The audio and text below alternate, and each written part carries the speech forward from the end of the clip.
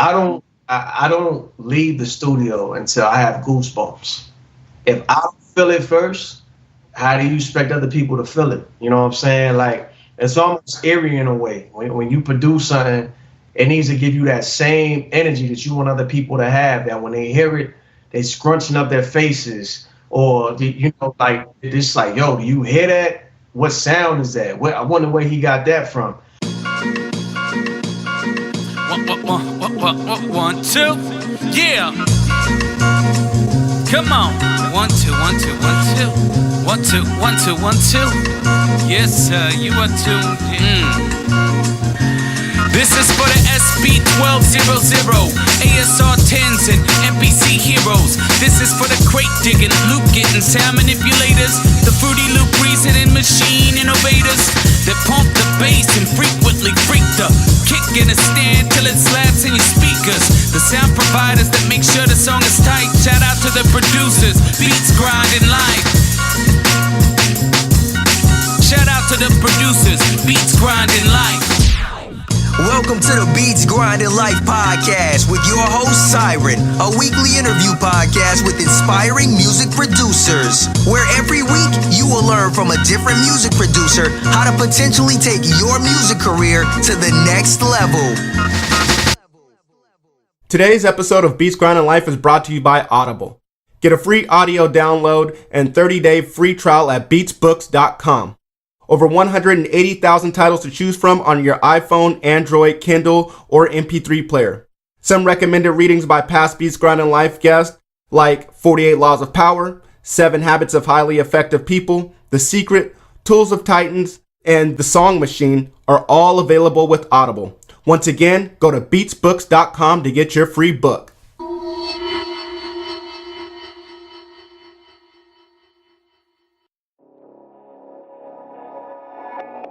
What's up, Beat Grinders? This is another episode of Beats Grinding Life. I'm your host, R Beatz, and with us today we have R Beatz. R Beatz is an up-and-coming music producer and audio engineer established in the Bronx, New York. He has earned respect from his peers, making beats hard enough to send him to the ER, like his signature drop suggests. R Beatz is just one part of the production group Street Gang Productions, which has created music for Method Man, XXL, Dave East, Ill Will, Shade 4-5, Gunplay, and many more. Yo, ER, what's up, man? Yo, what up, man? How you doing, bro? Cooking up as usual. How you doing? That's what's up, man. Envious. I wish I could be cooking up, man.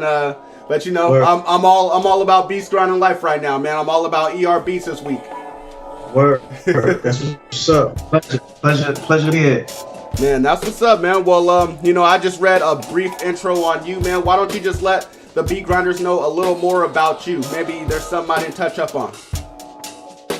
Nah, I mean, as it stands right now, Street Gang Productions, we have a lot of stuff up and coming this year, as well as in the future. Different ideas, drum kits, melody kits, as well as production with other producers.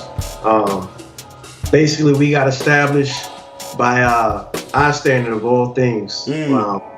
So 3 of the producers, which is myself, Genius, and X, we met in Chicago.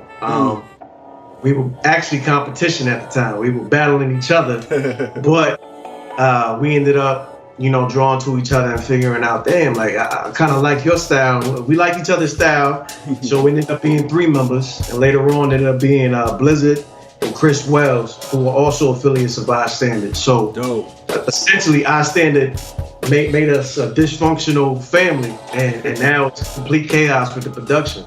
That's what's up, man. Shout out I Standard, man. I mean, you always hear stories like that of producers coming together, and you just hear nothing but just positive things about I Standard. That's what's up, man. I didn't know that story about you guys, and man, that just brought a smile to my face, man. That's what's up. Word. All right, man. Well, here on Beats Grinding Life, man. I mean, you kind of gave a background of you and your production group, man. But why don't you just let us know how you got started into music production, what made you want to get into it. Just give us your origin story, man. Yeah, it's kind of ironic. What happened was I was doing the writing and rapping and all of that, and I got tired of being told how I should articulate myself on the production. And my family just was like, yo, you paying for all this studio time, etc., etc. Why don't you just invest in your own studio? Yo. So before my father passed, I made a promise to him that I would essentially keep going with the music because he saw my passion and my drive. So my pop was really into the Motown and vibes, and then my mother was really into like the gospel music and all of that. So you mix everything together, mix with my family with the Spanish music. So yeah, I mean, everything essentially came full circle when I made that promise to him. Wow. That's basically how sending to the ER came out. Yeah, everything that was associated with me was pain. Wow. Traumatic experiences, pain, trying to, survive more or less. And then after making that promise, I just put it all in the beat and the pads and keys. So I sent him to the ER. That's my therapy. That's the studio. Wow, man. Wow, that's a great story, man. I'm sorry to hear about your father passing, man. But I mean, they always say, you need your why. You need to know why you're doing this, and it sounds like you already have it. You know exactly why. You promised your dad. You made a promise, and so I'm sure that's on your mind every morning. Keep grinding, just for pops, man. That's what's up, man. That's inspirational right there, man. So I want to know what when did you first start producing? When did you decide, okay, you know what, I'm just gonna start just making beats myself? And then when you did decide to do that, what piece of equipment or what piece of software did you start off with? Well, to be honest, I had the Machine Mark 1 for like a year change. I had it, man, it was collecting dust. It was a paperweight because I didn't know what I was doing. I mean, I listened to my family. I bought the equipment, but then I was like, I really don't know what I'm doing. Right. So essentially, A-Rap Music, I kept watching his YouTube videos and all of that, and I was like, you know what, I'm going to get the MPC Renaissance. Scraped up $600. Somebody was selling it because they didn't know what they was doing either. I copped it, and then that's when I started attending YouTube University because I'm self-taught. I play everything by ear, and now I'm just now starting to learn the formal way how to do it. Nice. Thanks to my mentors, but yeah, essentially MPC Ren, trying to mimic A-Rap Music, Buddha and Grands, and the rest of the crew, and it was just like, man, I think I got something. So yeah, that's what's up. How long ago was that? That doesn't seem like it was that long. Nah, I didn't start producing for real until like 2014. Wow. Yeah. Wow, man. That's what's up, man. Sounds like once you decided that you were gonna, go all in, man. I mean, you got on that track, just started running, and man, I mean, damn, just to see you making strides and to see where you are today, man. I mean, wow, you're on the fast track, bro. Yeah, I appreciate that. That's what's up. But it's kind of funny, man, how, somebody can inspire you. Like you said, you had the Machine MK1 and it was just sitting there just collecting dust. But as soon as you saw A-Rap Music, that just boom, just sparked that inspiration, and you just went on your path from there. That's what's up, man. That's dope. You already mentioned A-Rap and how much of an inspiration he was to you getting started, but who else were the producers that inspired you? I think you mentioned Buddha and Grands as well. Oh yeah, it's one thing to be, watching Buddha and Grands or A-list fame. It's one thing to do that, but then it's like when you in the room with them, it starts to it's a humbling experience because. Right. I mean, you run into people in this business, and some are very egotistical, and some are selfish with their knowledge. And to me, people that have worked with Lauryn Hill, like S-Dot, Beat Butcher, I mean, these are Grammy Award-winning producers and Grammy-nominated producers, and for them to humbly to, accept you with open arms.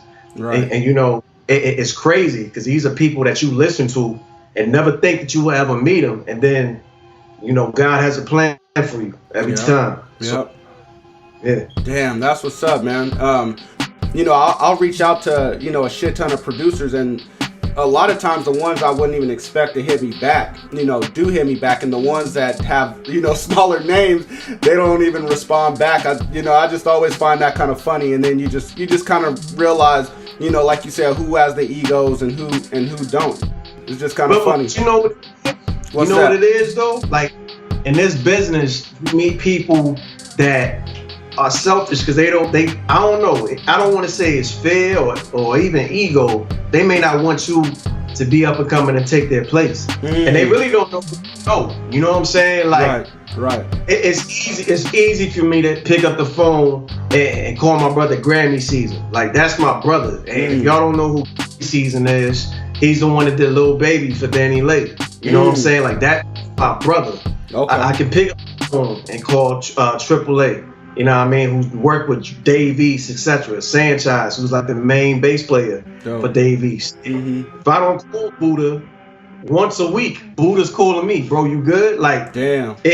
That's what I've learned in this business. You know, it's easy to always go on somebody's DM and be requesting something. But when you offer something or you bring something to the table, don't just hit them up like, yo, what? Like, more or less, yo, I'm hitting you up. I got such and such. Or producers offering other producers beats. Like, you got to keep in mind that we all out here grinding. So on the flip side of things, what do you bring to the table? Hit them up. Yo, how's your day going? How you been?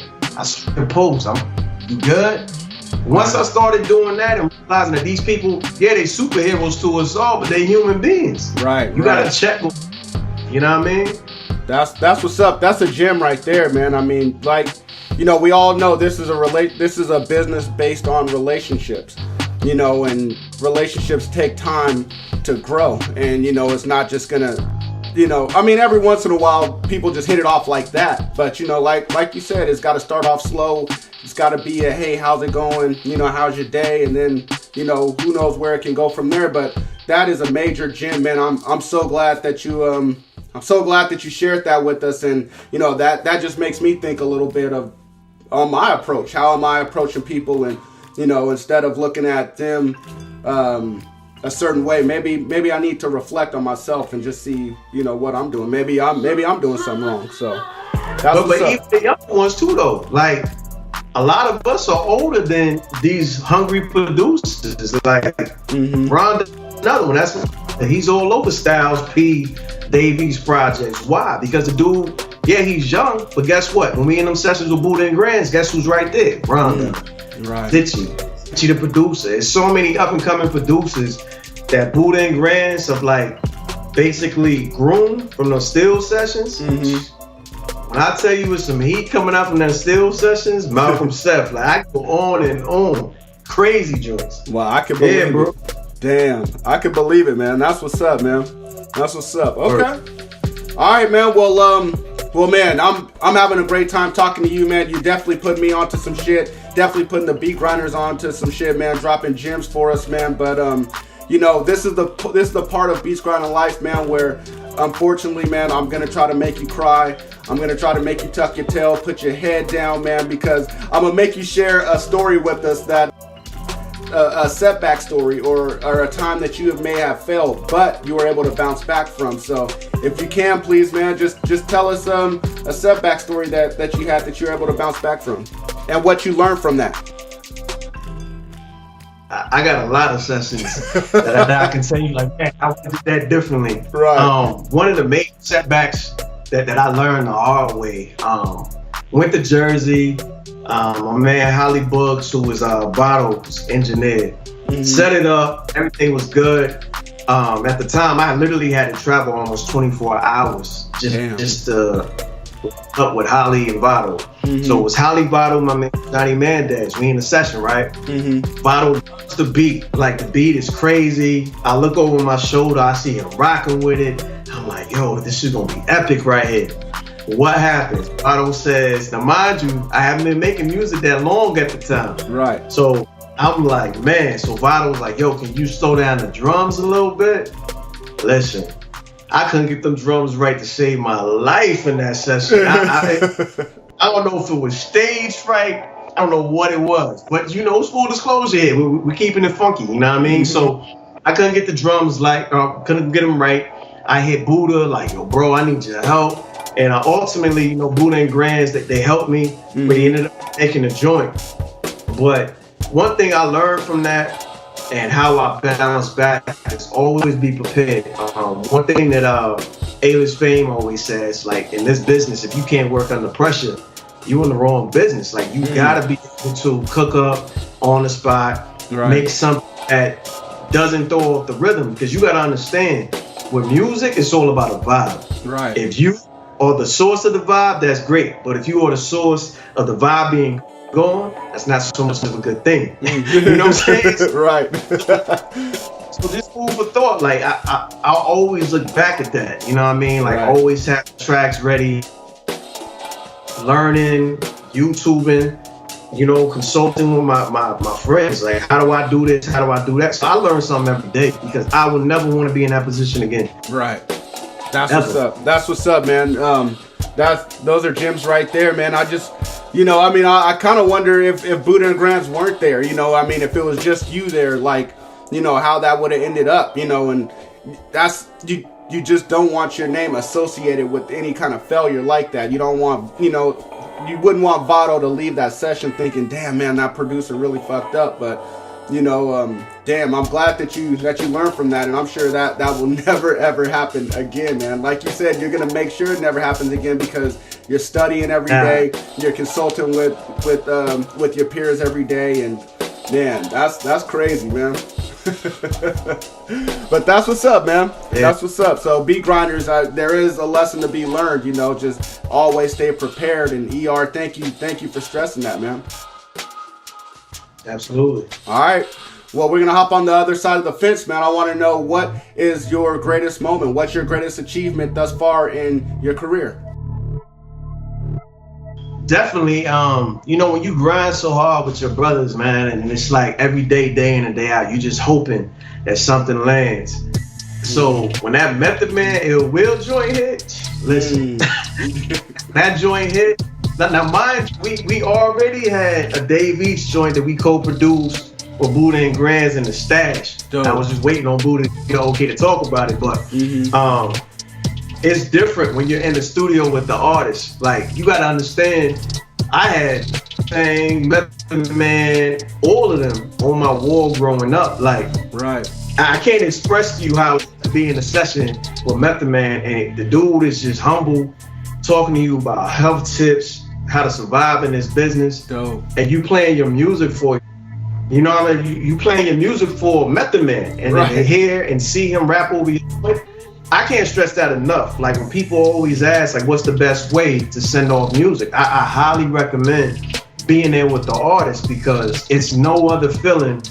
Somebody you admire, or just the source. Method Man is one of the main reasons why I do music. And to be able to be with him currently, not just for that one day or whatever, like currently working with Method Man, like, man, it's truly a blessing. I still haven't come down from that high. And like Street Gang Productions and I, like, we always talk about it. It's moments with Chris Wells and I look at each other and be like, yo, we in a session with Method Man. You know, like, it's still out. Like, that's dope, man. That's dope, man. I can definitely connect with that, man.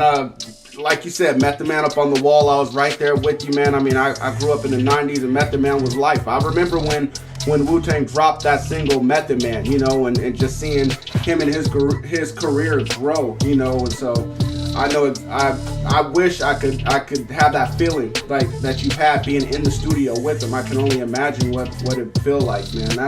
That's dope right there, man. Just an idol of yours working with him, man.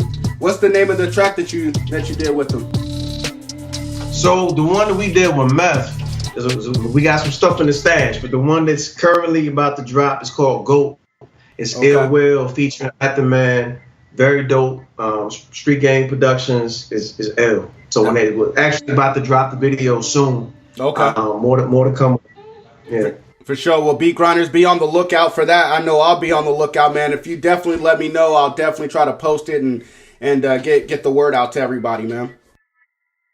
Well, I appreciate that. Yeah, no problem, man. No problem. I'm looking forward to it now, man. So just so I can hear the music and put it with the story, man. So absolutely. All right, man. Well, here on Beats Grinding Life, we're always striving for greatness, man. We're always trying to get better each day. And so I want to know right now, man, what do you do in a typical day, so that maybe we can take what you're doing and apply it to what we're doing, and we can try to get on that next level and be like you, man. I kind of copied Cardiac's formula. another outstanding event. You know, I'm at Cardiac, and he's definitely one of my favorite producers. So I kind of asked him something similar, like, what do you do? And it's all about organization. That's something you're gonna learn in business. Those Google calendars and stuff like that, those reminders or setting goals and ambition. Like, if you don't do those things, you really are just sinking and saying, because you like, oh, I want to do this, and if you don't get to it, one thing I learned, it's all a mental thing, you know. So if you don't have strength, you know, I would start working on your mental ability first and foremost, because it can either go good or bad. You know, people battle mental illness or whatever. So one of the things that I do, like Monday, I either create sounds, create loops, or go sample searching, right? Tuesday, I'm chopping up samples where I'm either organizing loops, putting them in some type of arrangement that I can go back to. Wednesday, I already know I'm adding some disrespectful drums on it or percussion. Or by Thursday, I have a rhythm to where I send it out to other producers. All of it may be disrupted if I get a phone call and it's like, yo, we need a joint, this BPM for this artist. And it all depends on what you got going on, because you never know. I mean, that's some people realize sync licensing and all that stuff, those opportunities when they come up, you can either adapt and overcome or you can drown. So I choose to adapt and overcome. But Monday through Thursday, I try to keep it pretty in a nice rhythm for myself, so that you know. Because Friday and Saturday, that's just nothing I have time to play with. A Street Gang, Buddha and Grands, whoever, AAA, you know what I mean, etc. Damn, that's what's up, man. I'm loving that, man. Definitely loving that. You said a few things in there that caught my attention. The first thing is probably, you know, you said it's all mental. And that, to me, goes with organization, which you also mentioned. You know, you just have to be mentally organized, you know, and then when you are mentally organized and you have everything figured out, you put it down on paper. You also mentioned having goals, you know, because like they said, a goal that's not written down is just a dream, you know. And if you just have a dream, what's the point of just dreaming, you know? So that's definitely what's up. And then just telling us about your weekly schedule, you know, Monday through Wednesday, you know, how you're looking for samples or creating samples, and you're chopping samples and you're putting drums on them. Man, I'm definitely gonna try to apply that to my schedule and what I'm doing. Man, thank you for that, man. I really appreciate that. That just that struck a chord with me, man. The whole organization part. You know, I'm not the best at. I am pretty good at organizing, but I'm not that. I don't do that well at writing it down. So, man, thank you for that, man. Thank you. I appreciate that. And then also, just the fact that you said, you know, you can't keep it too rigid. You have to be able to adapt, because you never know what's going to come up, especially in this business. You know, you may have to just set aside what you're doing just to knock out, you know, whatever somebody may want you to do on that spot. So, man, that is what's up, man. Well, thank you so much, man. You're dropping so many gems, man. I really appreciate it, man. Well, thank you. Yeah, man, no doubt, man. Okay, well, this next portion of the interview is called In the Studio, man. I can see what you got in the back in the studio, man. It looks like it's hella fun. Man, I wish I could be there with you cooking up, but unfortunately I can't. Not right now, maybe in the future. But just for all the beat grinders that can't see what you got back there, man, I want to know what you do in the studio, how you do it, and what you do it with. So, you ready? Yeah, I'm ready. It's a lot. I'm ready. All right, man. So, what do you do when you first start making beats? Do you have any sort of ritual? Do you have, is there anything that you do? Like, do you spark up? Do you have a drink? Do you, I see some lights on back there. I'm sure you flip those on as soon as you get started. But let me know, what do you do when you first get in that studio? Normally when I come in, I change the lights depending on the mood. That's what's gonna come out in production. If I'm in that ER type of mood where it's hard, you're gonna see those red lights on. I'm definitely gonna be hoodied up. Okay. I put on a hoodie, drowning the music or less. So when that happens, I normally start, because I got different sides of the studio that people can't really see right now, obviously, but I have 4 different sides. Where I'm talking to you from, this is my FL setup. So over here, I have the Kai Advanced 49, and I also had the Kai Fire for FL Studio. Behind me, I have the APC, I think that's a 25. The APC, the Adam by PreSonus, and also a Kai MPC Live. To the right, I have the Complete Control Mark II, the Machine Mark III, and the Machine, and all by Native Instruments. But then I have the Rolly song kit, where it's like the drum pad, you can arrange on it, and the keyboard, all the way to that. I got, this is my baby right here. This is my go-to. If all else fails, I'm gonna rock on this, right? Okay. But this Ableton Push 2. Doing some things Ableton on the low. You heard? Okay. So, more to come on that too. But Ableton Push 2. I also beta test for Ableton, so I'm always on Ableton. Next to that, I have the Machine Micro.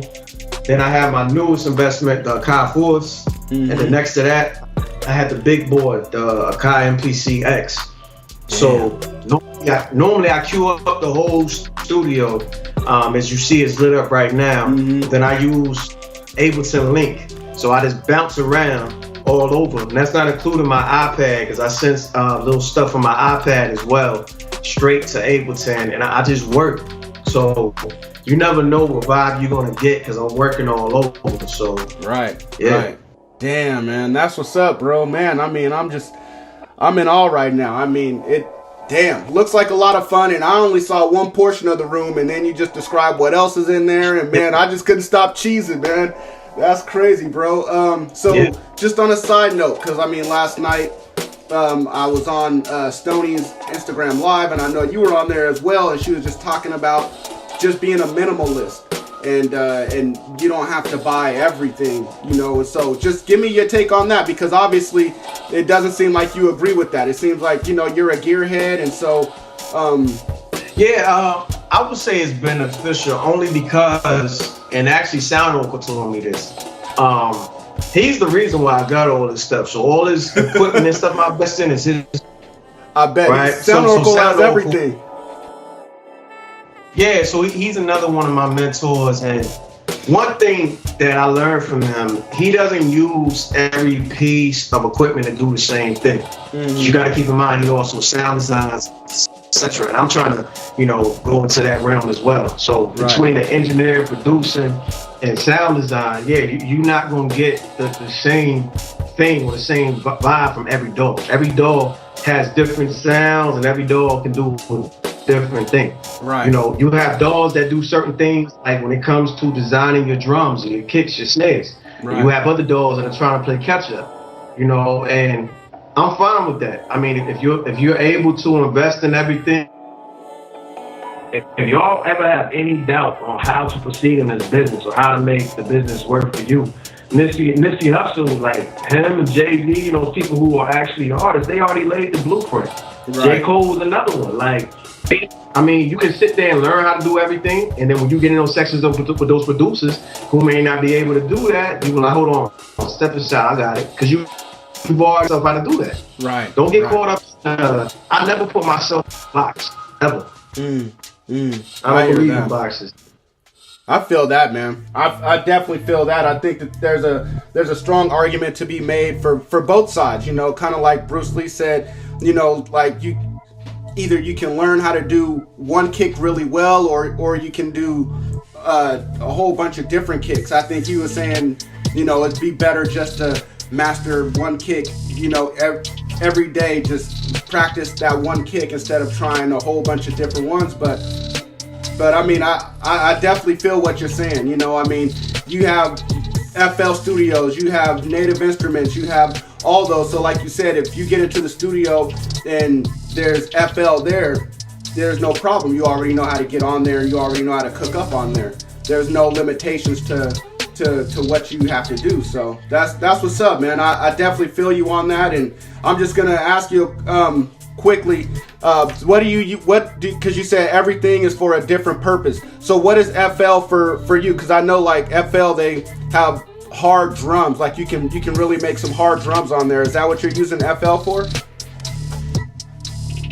It all depends. Like with FL does have a distinct sound with the drums. You can't knock it. FL is more so, you got me telling some secrets over here, man. Man, well, hey, only tell what you want, man. Nah, but FL, that's more like, one thing that FL has over, I'm not gonna say over, because I'm working with certain companies right now. Okay. What I would say is FL gross beat is very useful. Mm-hmm. I will say that. So if you don't know about the gross beat in FL, you're doing yourself a disservice as a producer. Mm-hmm. And I'm gonna leave it at that with the FL. Okay.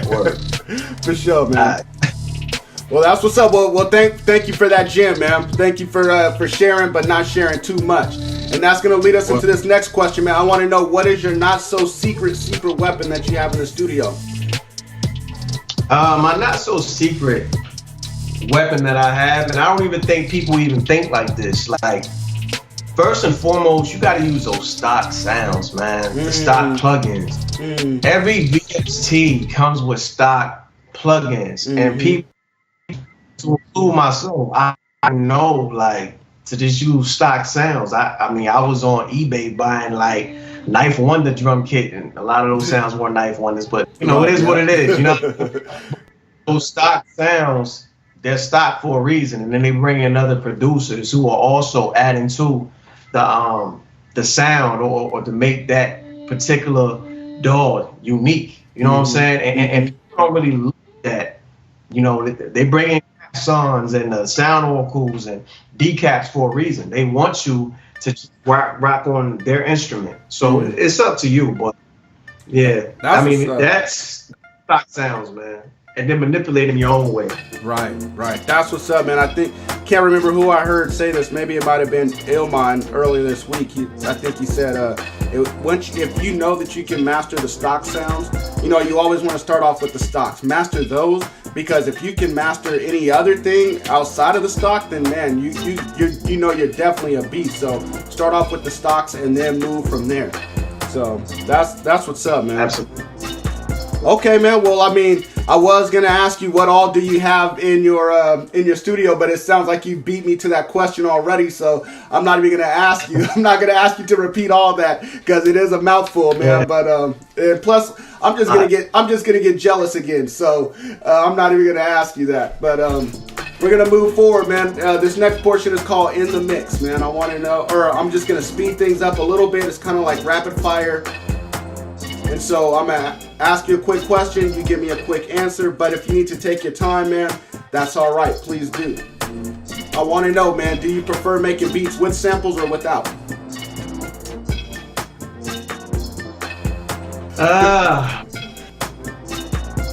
I say both, man. But I would tell you that the pay is different if you use samples.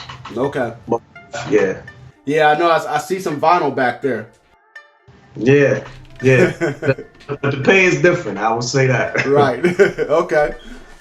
What's your opinion on selling and leasing beats online? Selling and leasing beats, there's nothing wrong with either method, but I would say if you sell a beat, what value are you marketing yourself as? I see the 2 for $25 and all of that. That's not knocking any producer, but if you sell an exclusive beat, you kind of shooting yourself in the foot. If you lease a beat, that beat can be leased over and over and over, right? Right. But it's kind of hard, man. That's a question because I think every producer has a hard drive cemetery where they have joints they holding on to give to people or certain artists. But just selling and leasing beats, like if whatever artist I sell a beat to, I respect them as an artist. If I lease a beat, you may not hear my drop on it, to be honest with you, because I'm like, that can go either way, man. You never know what you may get on your production. They just trying to buy it, so. Right. For sure, man. You really can't control the situation when you're leasing a beat, So, okay. All right, man. Well, I want to know what is a plugin that you think every producer should have in their arsenal? Anything from Isotope, man. Anything from Isotope. from Ozone 8. Because it all depends. You got to keep in mind, like, your best plug-in or any instrument you have in your studio are your ears. Right. But if you need clarity, you gotta have those VSTs or plugins more or less from Ozone, or even things like another plugin that I use that I don't mind sharing is Devastator 2. So Devastator 2 is one of the plugins that if you don't know how to mix very well, it helps produce or punch through that production, more or less. So if you have high frequencies, mid frequencies, low frequencies, Devastator 2, you can actually turn the knob so it punches through whatever that production may be, just so it sticks out a little bit more clearer. Wow. So I definitely, man, Isotope anything, Devastator 2. Okay. Bare minimum, Ozone 8, RX7 from Isotope, both Ozone 8 and Isotope, RX7 are made by Isotope, and then Devastator 2. Those are 3 plugins I recommend for any producer or sound engineer, whatever the case may be. That's what's up, man. Well, thank you for those. I really appreciate that.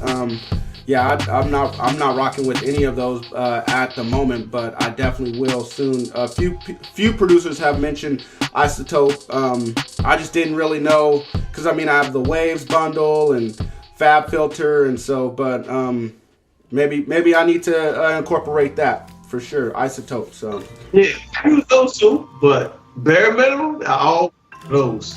Okay, that's what's up. All right, man. Well, what do you have a book that you think every producer should read? And it doesn't have to be about music, but it definitely can be. Yeah, definitely. Ego is the Enemy by Ryan Holiday. That's what's up, man. That's what's up. Okay, I haven't read that one yet, and I definitely respect him as an author. He was a understudy of Robert Greene. That's what's up. I'm definitely gonna have to get that. What can you for the beat grinders that really don't know what that's about? I guess the title is self-explanatory, but can you just explain it a little bit? Yeah, I mean, he just basically goes into detail. Like, you can either be your own worst enemy, because I can use me for an example. I can say, like, I started out, and I can easily say, yeah, man, I got this situation, I got that situation. But guess what? You gotta humble yourself, because as Buddha always say, man, leave that ego at home, man. Like, you can destroy a whole session. Like, I personally witnessed, as a matter of fact, it was at an event, and what's my man name? He did all of the lights for Kanye West, right? Malik Youssef. I can't remember. Okay. So Malik Youssef is one of the writers for all of the lights and all of that for Kanye West. So we in the session, my man cue up the beat, and at the time my ego was getting there, because I knew I was such a dope artist and I didn't know how to approach that situation. This is when I was still rapping, right? So in that session, cue up the beat, I'm like, yo, this beat is crazy, blah, blah, blah. Malik Youssef says, hey man, so we all gonna write to this beat. Instead of looking at the whole opportunity like, yo, we can possibly co-writing a song with Malik Youssef, I'm in the background freestyling, to the point where Malik Youssef is like, yo man, what I just told you, I just said we were going I just said we was gonna work on the track together. Right. It was like, wow, like in hindsight, if I could take that back, I would. But my ego as an artist was just gone. Right. So afterwards, I talked to him in the hallway, and one of the jewels that he told me, he was like, you seem very talented, so I can see you being in a lot of rooms in the future. But one thing you gotta learn is when you in those rooms, it's better to be more quiet and learn than to be the loudest. Right. And I was like, wow. So that's one of the jewels from a producer or writer, whatever you choose to do, or whatever you choose to make your endeavor. Like, be humble, man. And that book definitely describes various situations where you can find yourself in those rooms. And guess what? You can either be your best, support system, or you can be your downfall. It's up to you. Right. So that's why I talk to everybody. I get those DMs like, how do I do this? I get those, yo, I think you dope. And guess what I do? I respond to everybody. That's what's up. Everybody. Because as quick as people love and support you, they'll hate you. That's what's up, man. Man, well, thank you for sharing. Not only just what the book is about, but incorporating your experience as well, and letting us know what you learned from your experience. Here on Beats Grind Life, we have heard that before, that it pays off to be one of the quietest ones in the room. And so nothing's wrong with hearing a message over and over again. Beat Grinders, if that message has been heard over and over again for you guys, definitely take note of that and listen to what ER is saying. So thank you, man. Appreciate that. And Beat Grinders, he mentioned Ego is the Enemy. That is a book that is available on audible.com. If you guys want to go get that book for free, go on beatsbooks.com and sign up to Audible for a month. You can get the book for free, keep it for free, and discontinue your membership after a month. All right, man, I want to know, is there an internet resource that you use that you think every producer could benefit from? When I say internet resource, I mean like a website or a mobile app, something like YouTube or Google Calendar. I definitely use YouTube and stuff like that. But one of the internet things that I always try to incorporate along with my vision is like, I definitely recommend you go to those drum sites and stuff like that, like sounds.com, because you can never have too many sounds in your arsenal. So don't be cheap. Like, I've been in those competitions where the judges are like, yeah, man, your sound dated. So always go to those websites that are putting out the hottest sounds, and don't just flip them. I mean, make them your own.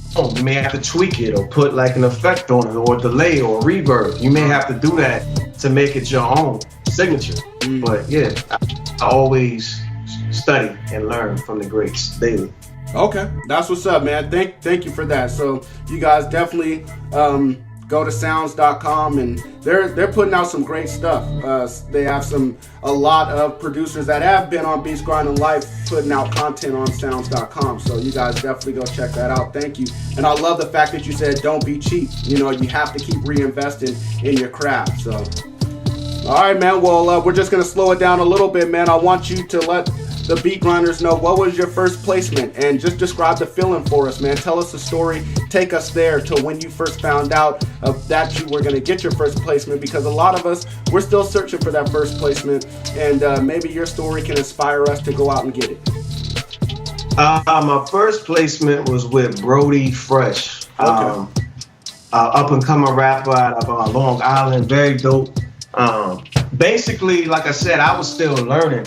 I bumped into Brody at a still session event. Same kind of stuff where it was like, he kind of felt my vibe, I felt his vibe. We exchanged numbers. Always networking, that's key in this business. So with that, I met him, and to be honest, we exchanged information, but I only knew how to do like a 1-minute snippet for these events. I didn't even know how to arrange a song back then. Wow. So when I got the placement, he was very key in helping me as, the writer. No, man, what if we do this? What if we arrange it like this? And another gem in there is the engineer. People don't realize how vital that engineer is, because I have a foundation of what the music was supposed to sound like. Absolutely. But placement went through, but not without the help of that engineer. Right. The engineer, like, he pieced it together. Yo, tell him to take this sound out. Tell him to send me the stems, and I'll help him co-produce it. My first placement, it was dope, but it was also, okay, this is how you do it. So, right. Definitely. That's what's up, man. That's what's up. And I'm sure that I don't know, but the engineer probably didn't even take co-production credits for it, but he did co-produce that album, right? I mean that song, right? By arranging it. No, I gave him co-production. Oh, like, did you? That's what's up. Yeah, people don't realize that. The engineer, I'm gonna tell you something. And if you don't listen to nothing I say on this, man, these producers were dope. Without these engineers, half of us wouldn't be what we are today. Right. I'm telling you, that's a factual statement. Even the writers, they go into the booth and all of that, and they may have an idea, but without that engineer making sure that mic is good, making sure the levels are good, making sure that when they actually are talking or spitting, that it's gonna sound crazy. And then when they give them an idea, they can actually do it on the fly. That's what I'm trying to tell you. We have a foundation as producers, but a lot of people don't know how to do all those effects and drops. That's where those engineers come in. Right. I'm telling you. And I've seen engineers do some crazy joints to mine. Like, it's nuts. Right. So yeah. Yeah, I mean, I definitely know from experience. You know, like the same story you just described. You know, I had that same experience. You know, where I had a raw beat. You know, I thought I did enough, and I didn't. Once that engineer did what he did, like you said, put the drops in there and everything else, man, it just turned it into a totally different record. I was in awe, you know, and that definitely let me know, damn, I got a lot of work to do. So, that's what's up, man. And one thing that I thought about was, you know, going back to what you mentioned earlier, the ego. You know, you didn't let your ego get involved at all. You just, you know, let him do what he needed to do to make the record great. So that's what's up, man. What was the song called? So the joint with Brody was called Better Days. It's on YouTube. It's a pretty dope song. He actually backed out on that record. Oh, nice. Okay, well, I'm gonna check it out when I get off of this. When I get done with this interview. Beat Grinders, you guys definitely do the same. When this interview is done, go check it out, or you can press pause right now, check it out, and come back. All right, man. Well, what's your favorite song that you ever produced? I think you may have already mentioned it earlier. The favorite one so far has to be a co-production that's not released yet. Okay. Man, that East record is, whew, that East record is tough. Okay. That East record is real tough. Yeah. Well, I'm looking forward to that. I almost thought you were gonna say the Method Man one. The Method Man one. Listen, when you grow up on Method Man, I know how many styles Method Man has, and don't get it twisted. We're currently working, like as we speak. Right. So. Okay. I don't want to say that that's the best record because I already know Method Man is still coming with more. So yeah, I just don't want to speak that into existence. I love that record. Right. But the Day Beast is a problem. Yeah. Okay. Well, man, all right. Well, Beat Grinders, be on the lookout for that. I know I can't wait. What's an album besides one that you worked on that you recommend that every producer listen to, and why? Mine would have to be, man, that's a tough question, and why? Which album do it that inspires me the most? One that inspires me the most is actually when I have Tattooed on Me, which is Kanye West's Graduation.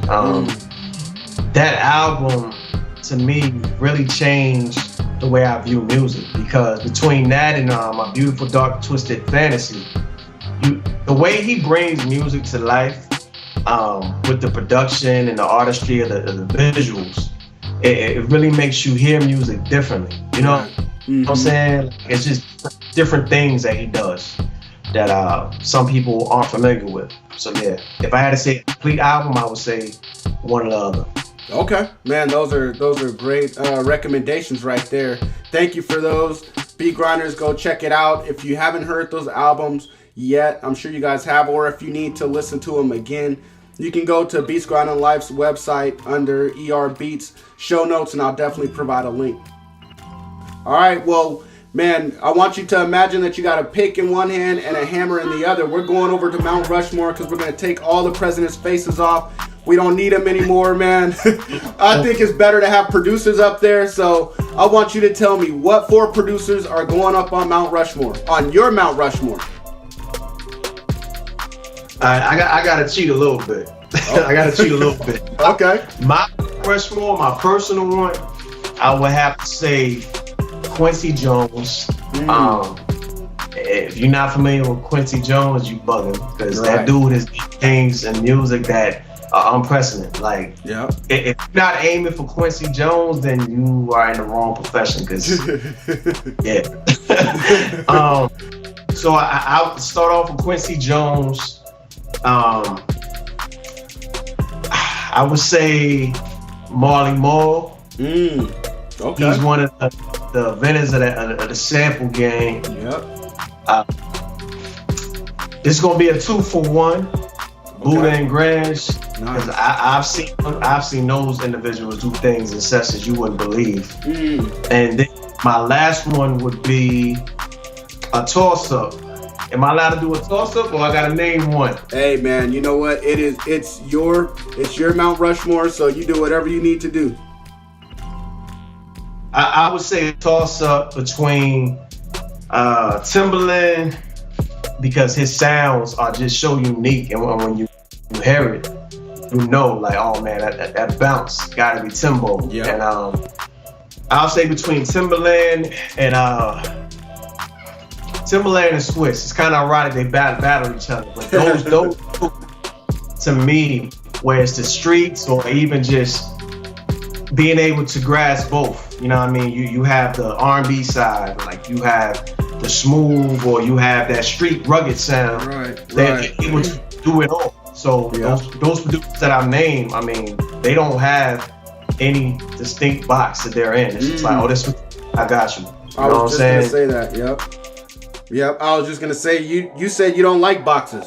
You don't want to be put into a box, and so I can definitely understand why you picked all these guys.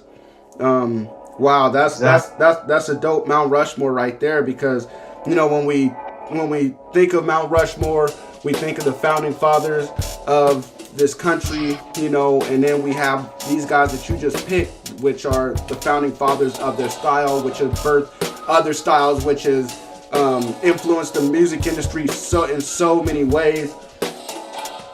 And I think that's a dope Mount Rushmore, man. Thank you for sharing. Word. That's what's up. Beat Grinders, if you guys aren't up on any of these producers, please get familiar with all these producers. So that's what's up. Okay. All right, man. Well, I want you to imagine that you just woke up from a dream. And in that dream, man, you have the perfect studio session. The perfect studio session has one artist of your choice, one co-producer, one engineer, one random person. Who are those 4 people going to be that make up the perfect studio session for you? The engineer, that's a toss-up too. It's either gonna be Mike Cuz. I don't know who Mike Cuz is. He's a problem. Okay. Or AJ. AJ's out of Atlanta. Another dope engineer. Ahmad Jackson? Say again? Ahmad Jackson? Yeah, that's my man. Okay. So AJ or Mike Cuz would be on the boards. Producer, I would say myself, with either Grammy season or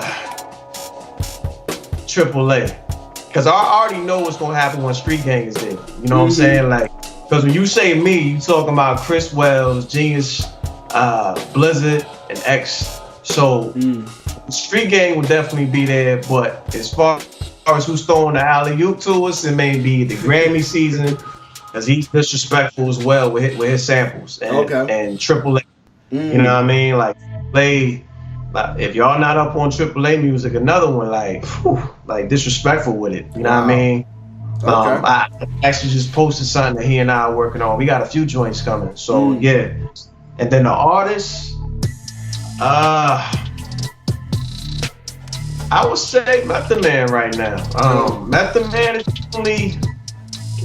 People don't realize how dope Method Man is, or they may not be familiar with him because he's been doing 25 years. But to see his cadence on a video, that's cool. But to see it in person, and you queuing up different joints, and he's just going and going and going, it's crazy. Right. So yeah, definitely.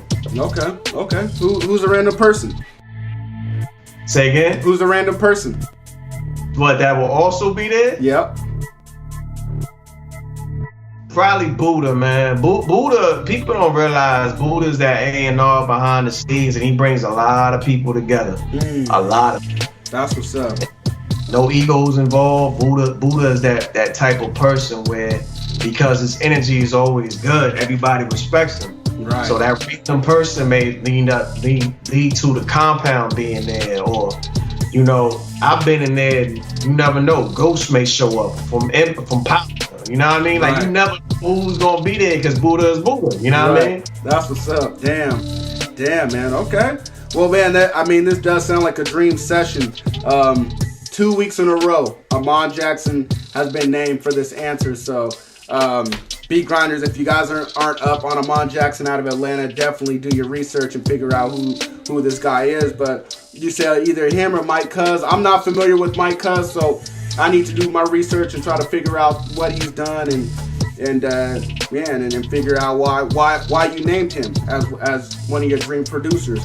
And I also don't know Grammy season in AAA, so I got to do my research on them too.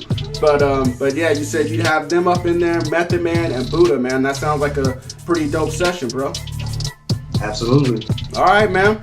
Well, man, we're just gonna keep it in imaginative mode. Still, man, I want to know. I want you to imagine that you just woke up on a whole new planet. You had nothing but the clothes you got on your back now, the knowledge you got in your head, and $1,000 in your pocket. What are you going to do in the next week to restart your career? If I had to restart everything, more than likely, I would see if I can get some type of beat machine on discount. If not, I would just have to invest a lot of that portion into Ableton, because that's my go-to. Okay. Having Ableton and probably some type of MIDI controller, big, smaller, and different. It can have 25 keys or whatever, even if I had to, get it used or whatever. Right. I'll do that. I'll make it work with the stock sounds. It is what it is. That's what's up. Okay. When you said Ableton, for some reason my mind just went to the push. But you're saying just you would just go just for the DAW and then just have a MIDI controller with it, right? Absolutely. Okay. And then when you said you would look for a beat machine on discount, would that be like a Craigslist or eBay or something like that? No, I mean, you got Guitar Center that they do a lot of sounds, or even I would have to make my $1,000 stretch, man. If I gotta hit up ZZ Sounds or Sweetwater or whatever, and do a payment thing, we'll make it work with that $1,000. We just gonna take that $1,000 and try to flip it. Right, for sure, man, for sure. That's what's up. Okay. All right, man. Well, thanks for that answer. The reason why I asked this crazy question is because there are producers out there that probably only have $1,000 or less. Or not producers, but people interested in music production with $1,000 or less that want to get started. And I think your answer may have helped them get on that road, man. So thank you for that. Oh yeah, no problem. All right, man. Well, when it's all said and done, man, when you got to wrap this thing up, this music thing, I know, you promised your dad that it's a lifelong journey, man. But when your career is all over, man, what do you want your legacy to be? And what does legacy mean to you? I mean, I just want my music to speak. You know what I'm saying? Like, I don't leave the studio until I have goosebumps. If I feel it first, how do you expect other people to feel it? You know what I'm saying? Like, it's almost eerie in a way. When you produce something, it needs to give you that same energy that you want other people to have. That when they hear it, they scrunching up their faces, or like it's like, yo, do you hear that? What sound is that? I wonder where he got that from. Right. And that's the thing that producers sometimes forget. Like, the whole premise behind music is because it makes you feel good, or when you feel terrible, what do people normally go to? Music. So I want my legacy to be, no matter what I felt like, the production was there. I can go listen to a song that he produced or collaborated on, and I got a crazy feeling. It made me feel better. It made me feel like I wanted to go destroy something. But I want my music to capture that emotion, and that's one thing to stand by. Like, that street gang, they know. You know what I mean? Like, we have a crew that if it doesn't bring that emotion, then that's not it. You know what I'm saying? Right. There's one thing to have a legacy, but keep people around you that's gonna challenge you and know your worth. You know what I mean? If they know your worth, they're gonna tell you, like, yo, that's not you. That's not a ER joint. What's that? That's not a joint. Like, well, what you doing? You need to keep people around you that will make your legacy grow and not bring down your legacy or destroy it.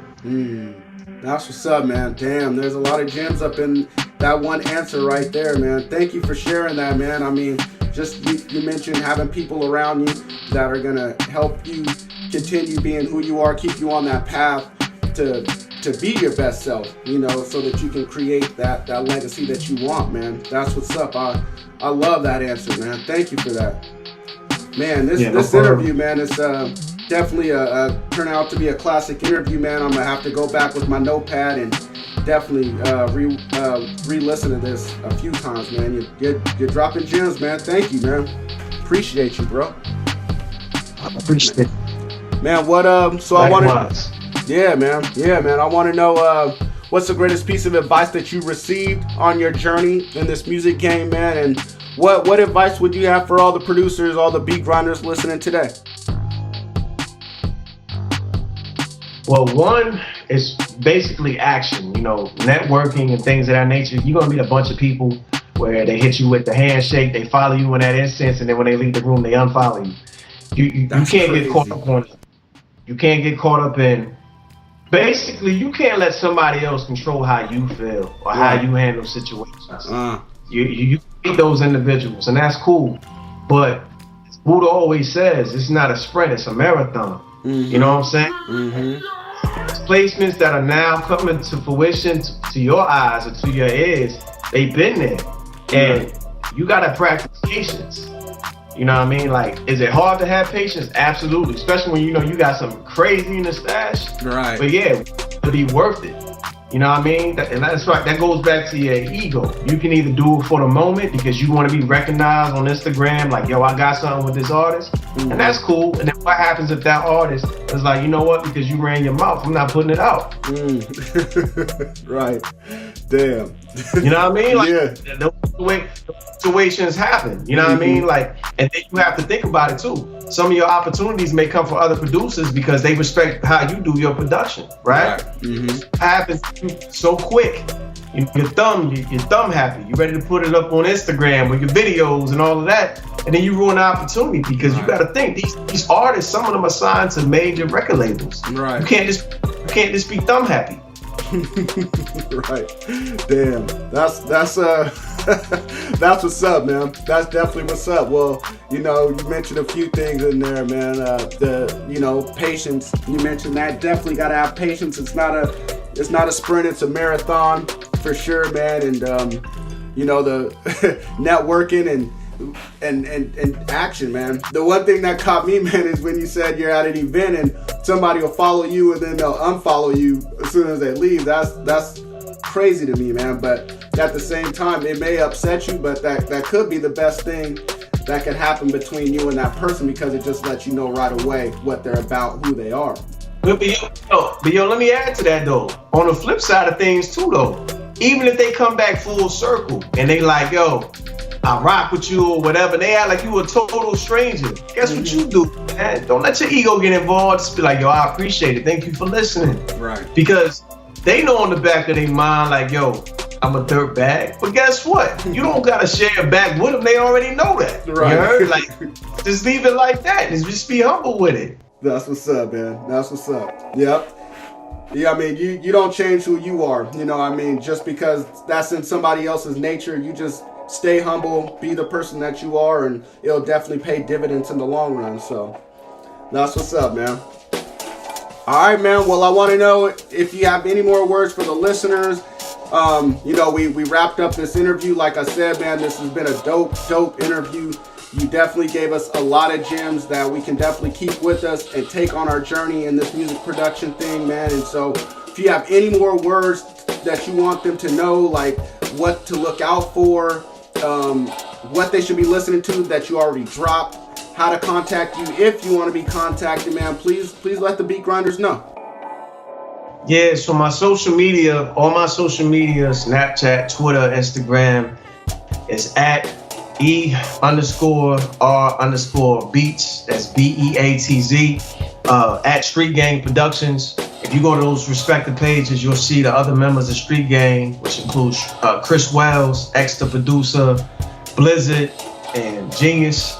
With that being said, on the flip side of things, I highly recommend, that all producers first and foremost, you gotta believe in yourself. I got told plenty of times, like, yo, don't invest in equipment or don't get a camera. Why you getting a camera? That's hire a photographer. Somebody's always gonna tell you what not to do, or be the main one with the picket sign later, acting like they was your number one supporter. So you gotta believe in yourself. You know what I'm saying? If you always have that self-doubt, and I'm guilty of it too. Even joints now, I'll make them be like, yo, y'all like this? And they be like, are you crazy? Like, you know what I mean? Like, we all go through it. Because a lot of artists, a lot of producers, a lot of that music comes from places that aren't so good. You know what I mean? So that feeling, and we're just able to capture that emotion in that moment and articulate it in music. So keep articulating your vision. Don't let nobody else tell you how to be with your vision. Dope, period. Man. Dope. Well, thank you for that. Still dropping gems. Beat Grinders, if you guys aren't following this guy on all of his social media accounts, please take the time to go do that. I'm pretty sure, I mean, he's been dropping gems on here. I'm sure if you guys follow him, you'll definitely continue getting those gems from his social media account. So I also want to thank you, Beat Grinders, for tuning into another episode of Beats Grinding Life. If you guys found the show of any value, if R Beatz has inspired you in any way, please go let him know on Instagram. Screenshot it, put it on your Insta stories, or put it on your feed, and just let the world know what he's done for you guys. So, and let me know as well. Tag me, let me know. Also, rate and review this podcast on iTunes. That's just a way to spread the word about how dope Beats Grinding Life is. Also, put a like on it on SoundCloud. And you guys know how it goes. You've been mentored by another dope producer. You've been mentored by R Beatz this week. So you guys keep making beats, stay on your grind, and live life. All right, peace, y'all.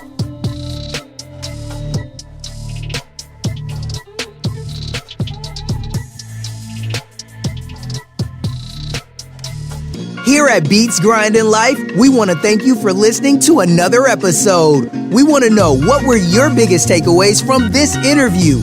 Just go to beatsgrindinglife.com and leave a comment on this episode's show notes page. Also, while you are there, go subscribe to the podcast on iTunes. Just click the little button that says subscribe. If you could, please leave a rating and review. Rating and reviews are the best way to show your appreciation because it helps more people find out about the podcast. So until next week's episode, keep grinding.